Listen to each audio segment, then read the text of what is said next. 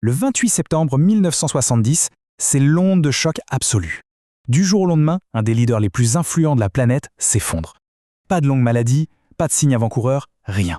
Juste un décès fulgurant qui a, on s'en doute, immédiatement déclenché une avalanche de rumeurs, de théories du complot et d'accusations de toutes parts. Alors aujourd'hui, on va rouvrir ce dossier, cette affaire classée de la mort de Gamal Abdel Nasser. On va se baser sur les archives historiques et médicales pour comprendre enfin ce qui s'est vraiment passé dans cette chambre ce jour-là. Allez, on y va. Au menu de notre enquête aujourd'hui, d'abord les toutes dernières heures du président. Ensuite, les accusations portées contre les médecins et l'entourage. On passera aux théories d'empoisonnement interne, puis aux accusations contre les services secrets étrangers. Et pour finir, on révélera la vraie cause, la réalité médicale et génétique. Première partie, les dernières heures du président. Remettons-nous un peu dans le contexte de l'époque. On est juste après le sommet du Caire, un sommet hyper tendu, convoqué en urgence absolue pour régler le conflit de Septembre Noir. Bref, une pression monstre. Le président vient tout juste de dire au revoir à l'émir du Koweït à l'aéroport. Et c'est là, précisément à ce moment-là, qu'il se sent défaillir. Des sueurs froides, le cœur qui s'emballe, on le ramène chez lui en urgence, on branche les électrocardiogrammes. À 17h, la radio diffuse les infos et l'heure du décès est prononcée.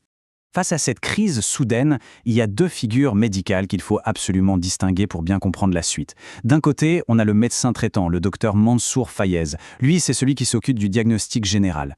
Et de l'autre, on a le médecin accompagnateur, le docteur El Sawi Habib. C'est lui qui administre les soins au quotidien, qui est toujours à ses côtés. C'est d'ailleurs lui qui gère l'urgence avant d'être rejoint par son collègue. Alors qu'il est allongé, son rythme cardiaque a l'air de se calmer. Il écoute le bulletin radio de 17h. Et là, il lâche cette phrase, lourde de sens, à son médecin. « Dieu merci, je suis enfin soulagé, ça oui. » Et puis, plus rien. Pas de longue agonie, pas de râle de la mort, aucun signe visible de douleur. Un départ tellement paisible et pourtant si brutal que c'est justement cette absence de souffrance qui va mettre le feu aux poudres. Forcément, on se demande tous comment un homme avec une telle carrure peut s'éteindre comme ça, en un claquement de doigts. Deuxième partie, les accusations contre les médecins et les proches. Face à l'incompréhension totale, la chasse aux sorcières commence, et elle commence directement dans la chambre.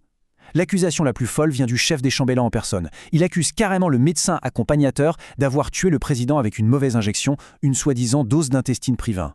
C'est une accusation gravissime, qui a fini au tribunal, mais le pire, ou plutôt le plus absurde, c'est que l'enquête a prouvé que ce prétendu poison mortel, c'était juste de banales gouttes pour le nez. Le médecin a été blanchi sur toute la ligne. Ça montre bien comment le choc et le chagrin peuvent pousser à des accusations complètement aveugles.